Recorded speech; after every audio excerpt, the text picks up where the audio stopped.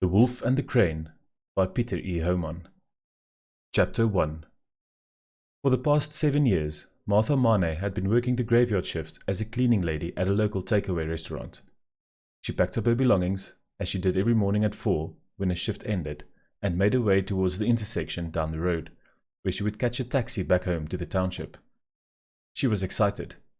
It was the twins' 5th birthday, and as was customary in the Mane household, birthdays were celebrated with junk food and mountains of toys.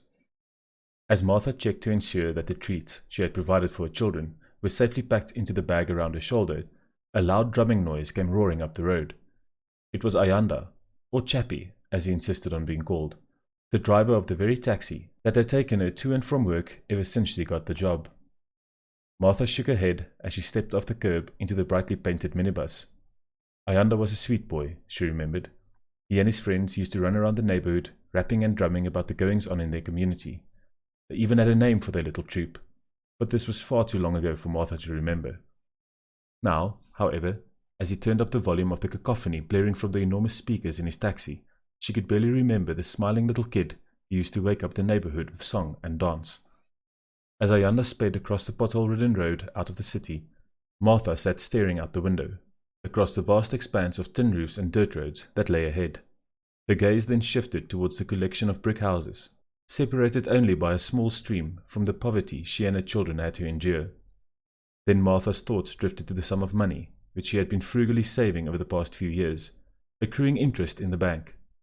Only a few more months, and she would move her family to one of those houses, with indoor plumbing and electricity. Her pleasant daydream, however, was interrupted by Ayanda, who began rapping along to one of the songs. It was an awful noise, Martha thought, as she stared at the young man, violently bobbing his head up and down and saying the most outlandish nonsense. "Do you like it?" he asked, with a smile stuck across his face. "We recorded it last night." Chappie looked towards Martha, who sat with a shocked expression across her face, and nodding fervently back at him, for fear of insulting the young man's cacophonous creations, and losing access to the free rides he sometimes gave her and her children.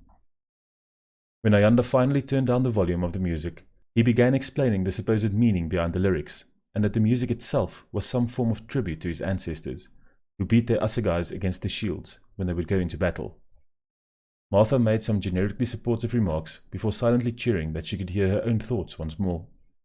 These thoughts weren't of music, or even of the uneven road they were traversing, with Ayanda seemingly aiming and hitting every pothole on the road.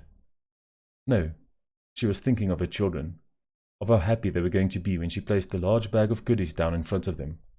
She thought of the pretty brick house they would live in, each of them with their own room. Maybe they would have a nice garden, with a large tree in the front yard, where they could attach a tire swing for them to play, just like she and her cousins used to do back in the day. Martha's thoughts were of hope and imminent happiness. She had worked her hands to the bone, and soon she would reap the benefits.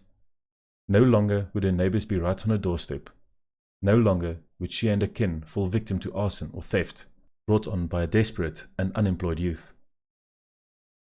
As the sun was rising over the township, a thick fog settled in the valley leading down to the stream near Martha's house. It was a mere 3 blocks walk from the main road, where Ayanda had dropped her off to wait for the morning commuters going into the city. As she made her way towards her humble doorstep, the fog intensified, until she could barely see her hands in front of her face. Martha struggled through the dense fog, following the familiar path by the stream. She had walked this route thousands of times, and relied only on muscle memory to find her way. She was close to home, and could almost see the children's smiling faces when her foot caught on a tuft of grass, sending her stumbling forward. The bag over her shoulder collapsed onto the ground, sending containers of food and toys shooting across the gravelly surface and into the thick grass between the road and the stream. Martha scurried along the dirt and grass, searching for the items which had fallen from her bag, when she paused.